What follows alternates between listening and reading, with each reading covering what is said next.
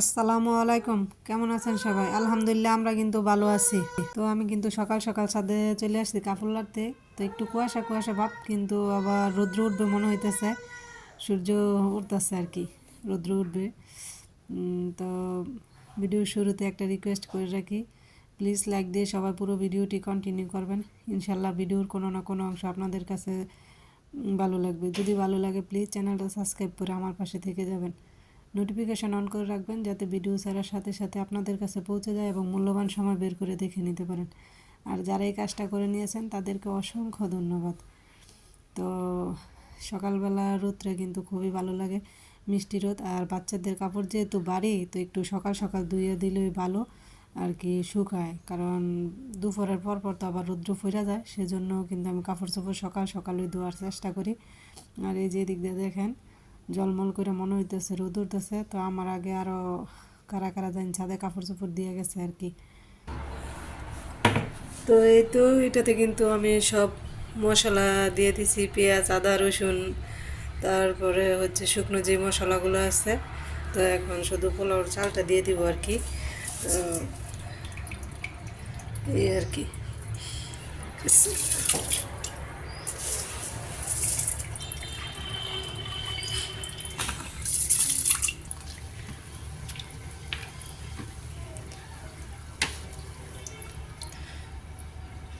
তো সব কিছু দিয়ে বসাই দিলাম, এখন হোক। তো এখন আমি কিছু মাংস ভেজে নিব, সাথে আলুও, কয়েকটা আলু ছিল, মনে হচ্ছে যে নষ্ট হয়ে যেতেছে, তো ভাবলাম যে নষ্ট করে লাভ নাই, তো একসাথে দিয়ে দিব আর কি।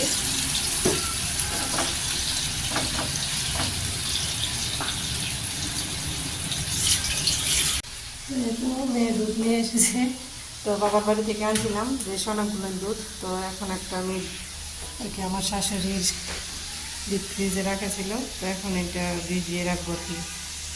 দুধ রওনার পর হয়তো বা ছোটো ছোটো বোতলে ভরে রাখবো, সেই জন্য সকাল সকালে নিয়ে আসলাম, মেয়েকে দিয়ে আনিয়ে নিলাম আর কি। তো এই তো মশলাটাও কিন্তু কষানো হয়ে গেছে আর কি। মাংসটা যেদিকে রেখে দিচ্ছিলাম এটা এখন দিয়ে দিব।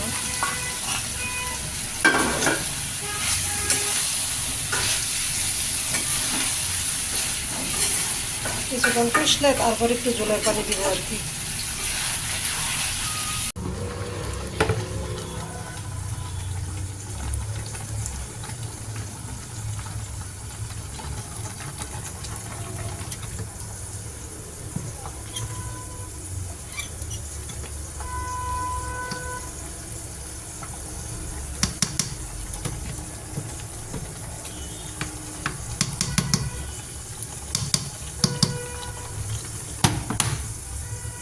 কিছু গাজর কুচি দিয়ে দিতেছি।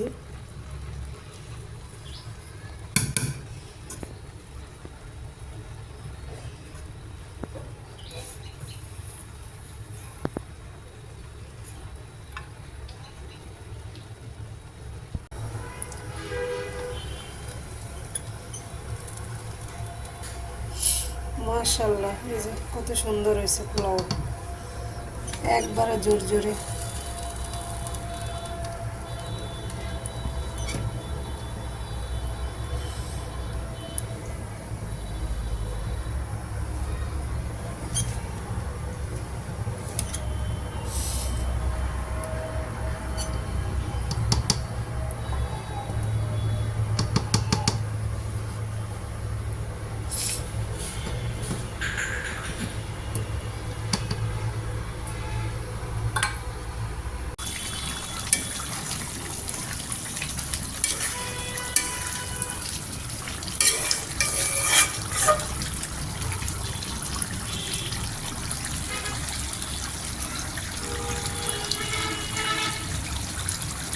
রান্নাটা কিন্তু একেবারে শেষ, চুলাটা বন্ধ করে দিছি।